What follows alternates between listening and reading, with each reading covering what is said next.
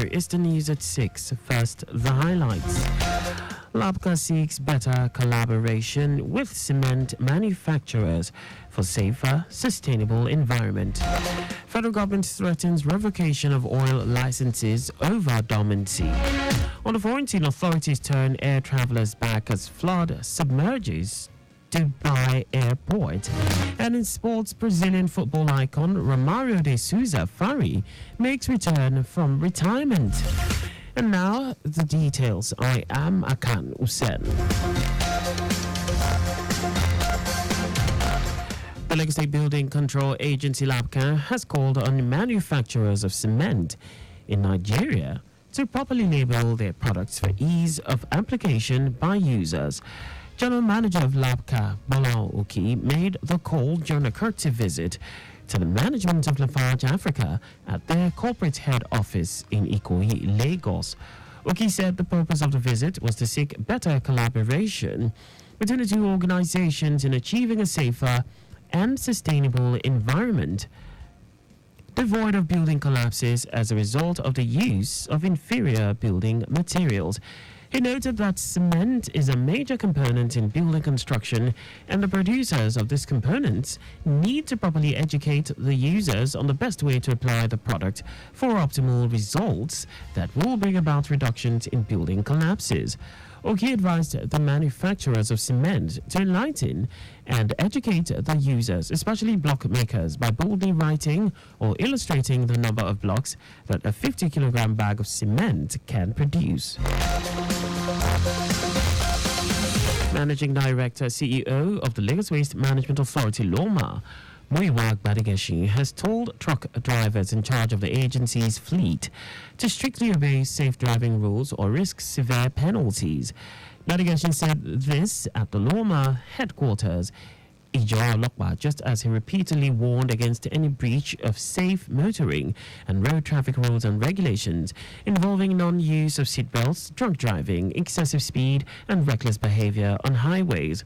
According to him, other breaches include overloading, loss of safety equipment, possession of invalid driver's license, waste handlers hanging onto moving trucks, and other reckless actions that could cause an accident. He stressed that stiff sanctions will henceforth be applied, including outright dismissal, prosecution, suspension from work, forfeiture of monthly salaries and allowances, and non-payment of medical bills if involved in an accident, depending on the gravity of the infraction.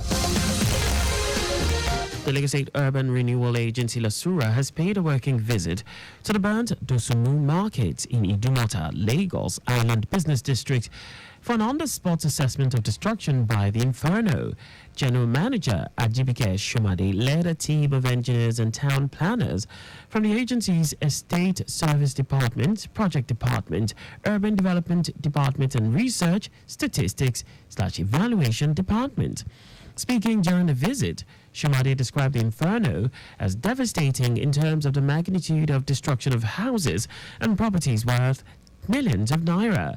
She said initial assessment has revealed that some properties under the management of the agency were also affected by the fire outbreak, while the status of those properties will be determined and be a part of the submission to the governor. Shumade sympathized with the properties and business owners on their losses, especially at this challenging time. In a bid to reduce congestion and encourage timely movement of export cargoes in two ports in Lagos, the management of the Nigerian Ports Authority (NPA) has opened a 72-hour access window to all export trucks within which to access various terminals. NPA also said failure to access the ports within the time frame, export cargo trucks will have their truck access tickets deactivated automatically. In a notice to stakeholders titled Important Updates, Revised Access Window for Left Brigaded Export Trucks, the agency said the new policy aims at improving traffic flow and reducing congestion around the port access roads.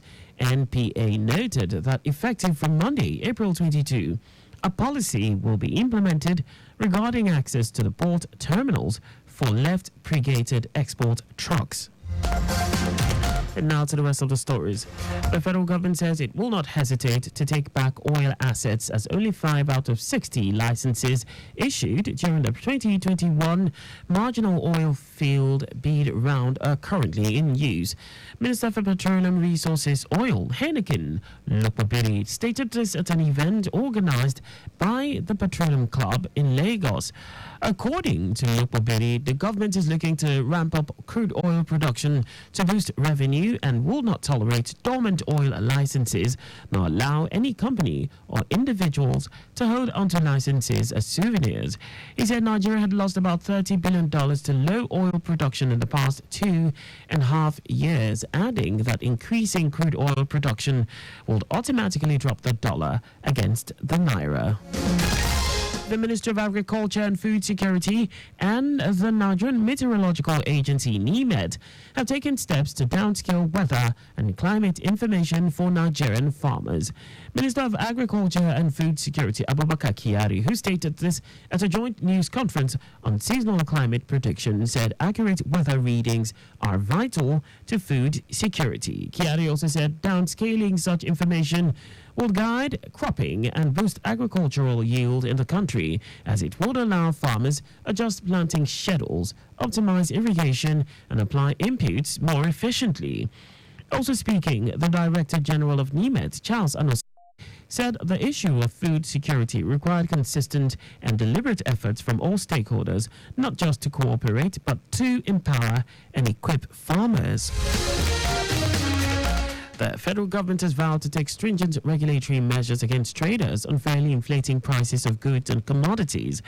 The government, through the Federal Competition and Consumer Protection Commission, FCCPC, expressed worry that despite the recent appreciation of the naira against the dollar, consumers continue to face escalating costs without a corresponding decrease in prices of goods and commodities. Chief of FCCPC, Adamu Abdullahi, in a statement, said this situation is unacceptable and the agency understands the significant financial strain these rising prices are placing on Nigerian households. Hence, it is taking proactive steps to address this issue. Abdullahi said while the FCCPC cannot directly regulate prices, it will utilize its existing legal framework to enforce fair competition and consumer protection provisions. He added that operators of the agency have been directed to intensify monitoring of both formal and informal markets where businesses may be taking advantage of market conditions to unfairly inflate prices and ramp up enforcement activities. And now to foreign news. Dubai Airport says it is facing very challenging conditions, advising passengers not to turn up as runways have been inundated with water. This is coming as heavy rains have been battering the Gulf state, causing flash floods that have killed 20 people and disrupted flights at the world's second busiest airport. Authorities also warned that more thunderstorms, heavy rain and strong winds were forecast, with many low-lying areas still underwater. Footage from the center of Dubai showed dozens of submerged vehicles on a flooded part of Sheikh Zayed Road, as well as long traffic jams elsewhere on the 12-lane highway. Now sports. Brazilian legend and World Cup winner Romário de Souza Fari has announced his return to professional football 15 years after he hung his boots. The 58-year-old has signed for America RJ, a second division club of the Football League system in Rio de Janeiro. He will play for the Brazilian club in the second division of the Carioca Championship, which begins in May. Romário has been serving as American RJ president since 2009, and he was elected senator for Rio de Janeiro in 2015. In a video on Instagram announcing his return, Romário said his dream is to play alongside his 30-year-old son, Romarinho, who was recently signed for America RJ.